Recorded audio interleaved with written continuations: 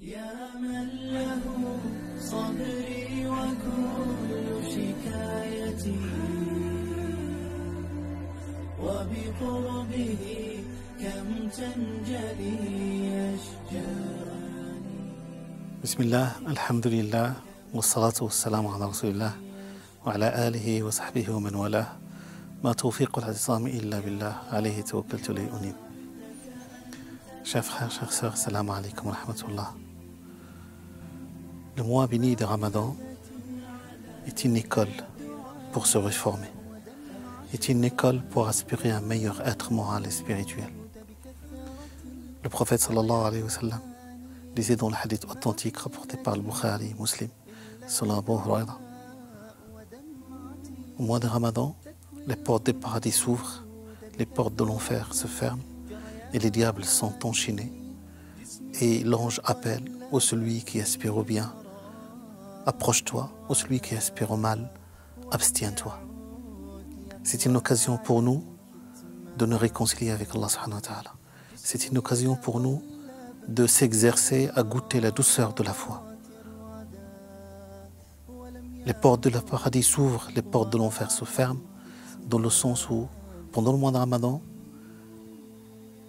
les actes d'adoration ont un goût. La spiritualité monte en flèche et ça se ressent. La générosité, la fraternité est accentuée entre les fidèles durant ce mois béni. C'est ça le sens qu'il y a durant ce mois béni, durant ce mois sacré. Il y a Allah subhanahu wa ta'ala met de la baraka dans nos actions, dans notre manière d'être, dans notre manière d'agir. Et vous remarquez, mes chers frères et sœurs, qu'il y a un changement qui s'opère en chacun d'entre nous. Un changement dans le bon sens. Et nous devons persévérer justement à changer moralement et spirituellement pour être agréable à Allah subhanahu wa ta'ala. Les diables sont enchaînés dans le sens où la prière est belle, la concentration dans la prière est omniprésente. Nous sentons le goût, nous goûtons, nous trouvons un goût qui nous incite à prier davantage et à se rapprocher de Allah. Nous sommes en paix durant ce mois béni. Les conflits, les animosités entre les fidèles sont réduites.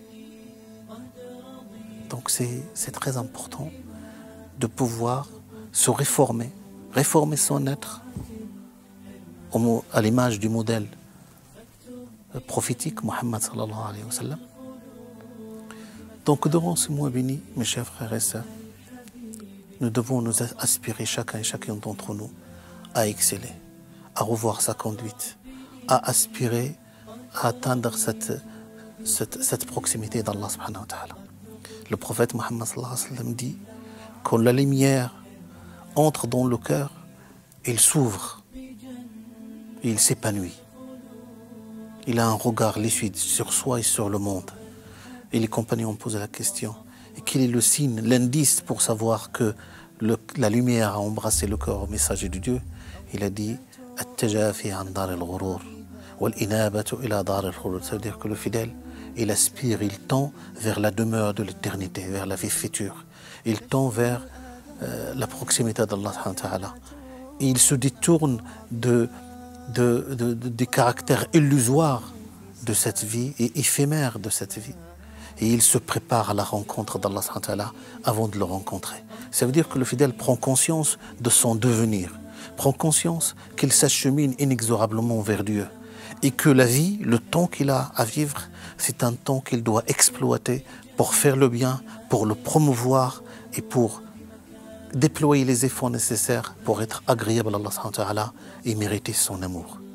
Vous imaginez, mes chers frères et sœurs, nous avons dit ce hadith auparavant, ce hadith que chaque fidèle devrait se faire un devoir sacré de l'apprendre et de le méditer.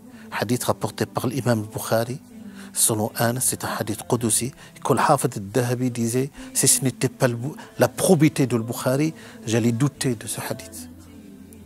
Le prophète dit, en attribuant ces paroles à Dieu, Dieu dit, quiconque offense l'un de mes bien-aimés, je lui déclare la guerre. Il n'est d'offrande plus agréable à moi que l'accomplissement par mon adorateur des obligations que je lui ai assignées. Donc pour mériter l'amour de Dieu, d'abord les actes obligatoires. Et le jeûne du mois de Ramadan, comme Dieu dit dans le hadith, toutes les œuvres de l'individu sont pour lui, sauf le jeûne. Il est pour moi et sa récompense m'appartient. Il n'est d'offrande plus agréable à moi que l'accomplissement par mon adorateur des obligations que je lui ai assignées. Mon adorateur, s'il persévère dans les actes surrogatoires, finira par mériter mon amour. Quand je l'aurai aimé, je serai son oui avec laquelle il entend, sa puissance de vision avec laquelle il perçoit le monde, sa main avec laquelle il agit, son pied avec lequel il marche. S'il me demande quelque chose et que je serai son vœu, s'il se réfugie en moi, je serai son protecteur. C'est un grand privilège, mes chers frères et sœurs, de se savoir visé pour ce hadith. C'est un grand privilège d'être destinataire de cette lettre de vérité. Wassalamu alaikum wa rahmatullahi ta'ala wa barakatuh.